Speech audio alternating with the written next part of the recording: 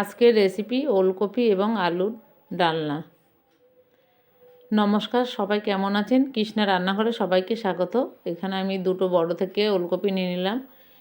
আর কপিগুলো একদম টাটকা জমির, আমার বোন দিয়ে গেছে ওদের জমির ওলকপি। আমি ওলকপিগুলো এইভাবে ডুমো ডুমো করে কেটে নিলাম, দেখুন। আর খুব কচি ছিল ওলকপিটা। আর আলুকেও এইভাবে ডুমো করে কেটে নিলাম। গ্যাস অন করে একটা কড়াই চাপিয়ে দিলাম।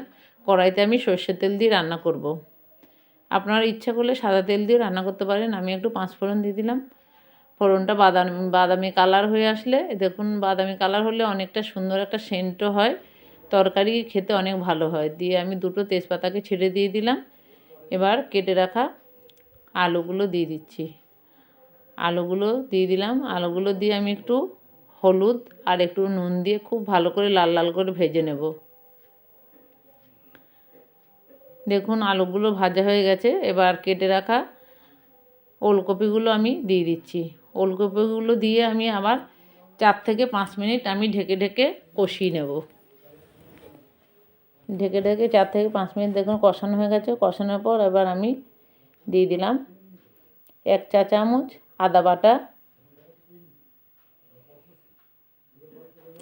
আর একটু স্বাদ মতো ঝাল যে যেমন খাবেন, একটু শুকনো লঙ্কার গুঁড়ো আর একটু কাঁচা লঙ্কা চেরা দিয়ে দিলাম, একটু ধনে গুঁড়ো, একটু জিরে গুঁড়ো 1 চা চামচ, আর একটু হলুদ, স্বাদ অনুসারে নুন, আর একটু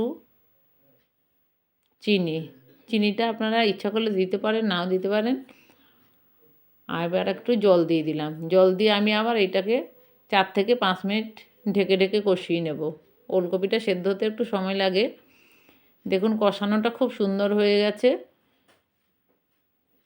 এবার আমি একটু গরম জল করে রেখেছিলাম, গরম জল দিয়ে দিচ্ছি। গরম জলটা দিলে কী হয় বলুন তো, তরকারির স্বাদটা অনেকটা বেড়ে যায় আর তরকারি রান্নাটাও খুব তাড়াতাড়ি হয়ে যায়। এবার আমি একটা ঢাকনার সাহায্যে ঢেকে 7 থেকে 8 মিনিট রান্না করে নেব। 7 থেকে 8 মিনিট পর ফিরে আসলাম। আমি এখানে একটু মিট মশলা দিয়ে দিচ্ছি। আপনারা ইচ্ছা করলে গরম মশলা দিতে পারেন। আমার মিট মশলার গন্ধটা ভীষণ ভালো লাগে, তাই দিলাম। আর রান্নাটা এবার হয়ে গেছে, 2 মিনিটের মতো রান্না করেছি। আমি একটু ধনেপাতা ছড়িয়ে দিলাম। আপনারা ধনেপাতাটা দিতে পারেন, নাও দিতে পারেন। আর দেখুন রান্নাটা হয়ে গেছে, নামিয়ে নিলাম।